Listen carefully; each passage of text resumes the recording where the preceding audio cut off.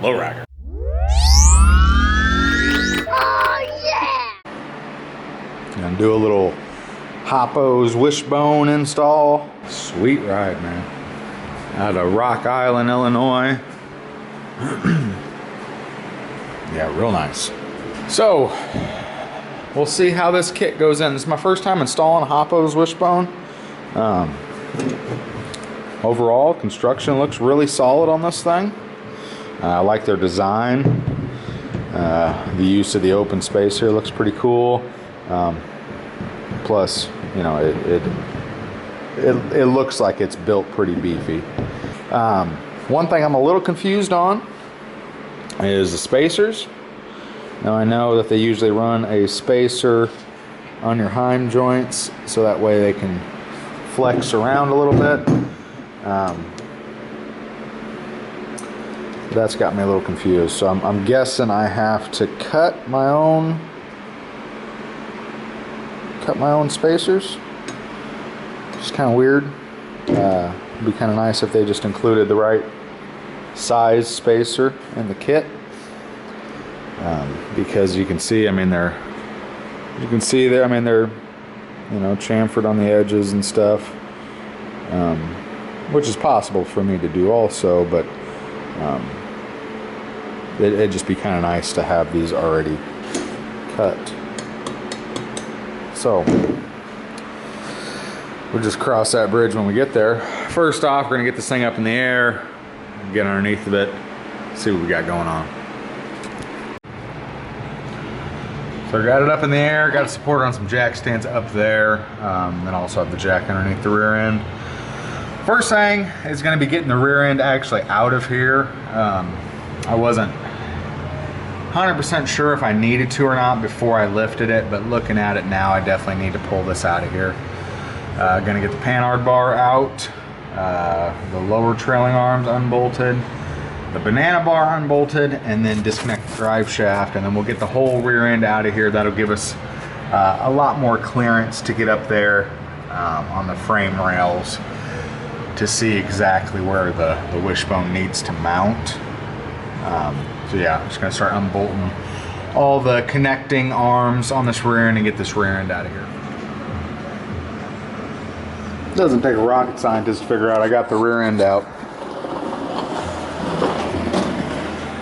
So here's what you're looking at without the rear end in place. Drive shaft. Make sure to tape up your U-joint caps. Those suckers fall out. It's not a good day. So to do a wishbone, this is the center brace here on a 64. Well, basically 58 through 64. Though there is a little variance, I believe, on the 58, 59s, but similar process. This brace needs to be cut out. As you can see, the welds aren't the greatest from the factory. So you can cut it out however you feel comfortable, sawzall, cut off wheel, whatever, but basically you just need to cut the weld spots and remove that. That's where your banana bar normally mounts. Now, someone has the fuel line on this one running through the middle of this brace. I don't believe that's the factory location. I think the factory location is just off to the side. But it looks like new fuel line, so have to be mindful of that. We're gonna have to disconnect it back there at the tank and slide that brace out around it. But yeah, just be cautious of your lines behind there. You can see there's a brake line right there. Just, you know, keep an eye out. Don't just start slanging a sawzall around, because you can mess some stuff up. So I'm gonna get to sparking up some stuff and get this brace cut out. Little grinder action, got that cut out. Mute the music before they flag me. So, a little grinder action, got that cut out. You know, I'm not gonna sugarcoat this for you guys. I'm not that guy. That process sucks. The thing that actually got me kind of caught up, so from the one side you can see that these welds here are holding on, obviously. And this little tab up here that you can't really see. I couldn't see this bracket here. This is kind of where your banana bar mounts. This bracket was on the back side of the plate, and it's also got a nice healthy weld holding you up from pulling it off. So that's kind of tough to get in there. I'm gonna have to reroute the fuel line a little bit, push it up out of the way as best I can. Brake line, haven't figured out exactly what we're gonna do there. Probably just bend it so it's nice and clean next to the frame, and then, you know, run it down to the rear end. But yeah, that's what she's looking like without any bracing in there. Just from watching the Hoppos YouTube video, he said it's not exact, but he said general rule of thumb is your brackets kind of lay next to your e-brake brackets if you still have those. So I'm gonna grab the Wishbone, kind of hold it up there and see how it lays, just kind of rough it out, and then start cleaning up some of the metal around here so we can get some good measurements and everything, get it tacked in there. All right, so I got the frame kind of cleaned up a little bit where I think the brackets are gonna lay on the frame. Just cleaned off all the material, so it's just bare, shiny metal. Used I call them hamburger wheels, but a little air grinder, just a paint stripping disc. So you don't want to use something real abrasive like a grinder or stone disc or nothing like that. You just want to remove the paint. You don't want to remove any metal. But before you start tacking that up on the frame rail, you really need to get your center bracket put in on your rear end. So this one is this one is a bracket I see a lot of people put on wrong, because you can see that line I made there. It is not center of the rear end. The rear end center is here. But if you look where the drive shaft goes, at least on this one, this one has a little stamp on it. I'm not sure if they're all like that, but that is the center of your drive line right there. So you want to measure from solid point to solid point and find your middle.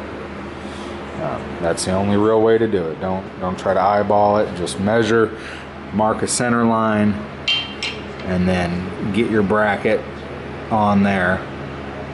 Make sure you get it, you know, as straight as you can. Get your bracket to where the heim joint is in the center, facing your drive line.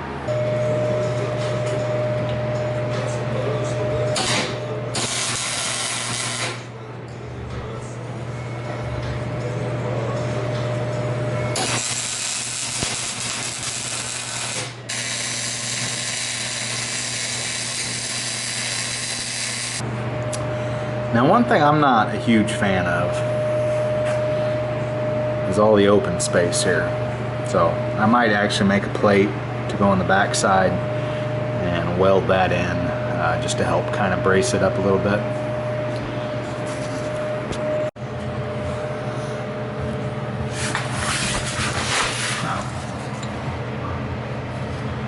Alright. As you can tell, the rear end is back in. I mean, back as back in as it's gonna get for the moment. Yep, putting some chrome engraved arms on here because the owner is a G. Man, they look good. Milo, I might take these back, bud. I don't know. These look good. Now, what I need to do is get these mounts welded in. And this is gonna be fun. In my hi-fi fancy shop, I don't have a lift, so that's why you see this just plethora of jack stands and stuff going on. I don't have a lift, so I'm on the ground here, which makes it a little more difficult. But these suckers are gonna go up there. So what I need to do is figure out the pinion angle. Boom. Figuring it out. Stop bouncing. So as you can see, the pinion angle is a little bit extreme right now for being laid out. It's sitting at about a 5 or 6. So I'm gonna raise this jack up, get the pinion angle in, you know, the 2 to 3 range, and that'll be a nice happy medium. A lot of this info I'm going off of is off of Hoppos video on how to install one of these. Now on their video, the wishbone they put in was a little bit different. So I don't know if this wishbone here is an older version or a newer version, and what they put in was an older one. I don't know for sure, but I do know that they were a little bit different. The shims came pre-cut on their kit, and then there wasn't a heim joint back there. It was just a wide bushing back there. So I don't know exactly what version this one is, but I think the pinion angle information and stuff like that is all accurate. So see there, it's about a 5. So it's about a 6. So we're gonna adjust that and then get these suckers held up here and tacked up. That's gonna be a real treat by myself. She's up in there. As you can see, the pinion angle looks pretty good. Pretty straight. That's what you want. A fairly straight pinion angle. I mean, a couple degrees one way or the other isn't going to be a huge deal, especially with the articulation that you're going to have from any lowrider. So yeah, got that in place. Going to go ahead and go through and tighten up all the bolts. Put some coating on the bare metal there, and then we need to reinstall the cylinders and power balls and all that stuff, and the springs. Get that all taken care of, and then yeah, put the sucker back down on the ground and see how it does. Wishbone's all done on this one. Pretty simple install, really. I went ahead and pulled the whole rear end out of this because we were putting new arms on it anyway, so might as well take the whole thing out. So pulled the whole rear end out, but I don't think that's absolutely necessary.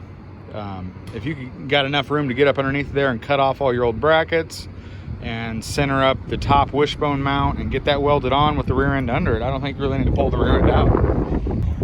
As you can see, it lays out nice.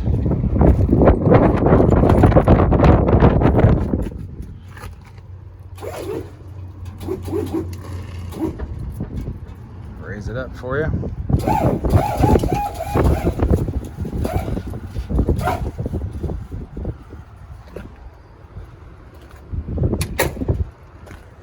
Locks up nice. I'm not sure what size cylinders these were that we put in. I think 12s or 14s. I'll give you guys a little view there. There it is. Welded in place. Yeah, just take your time, do your measurements. You know, measure from your rear end, a flat spot on your rear end into the frame. I wouldn't try to measure too much off of your fender wells to the tire because there's too many variances there. So I would just stick to stuff that you know is gonna be correct.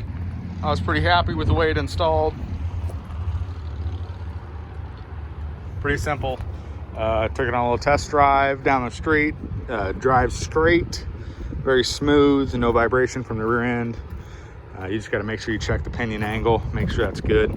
Those little pinion angle gauges are only like $5.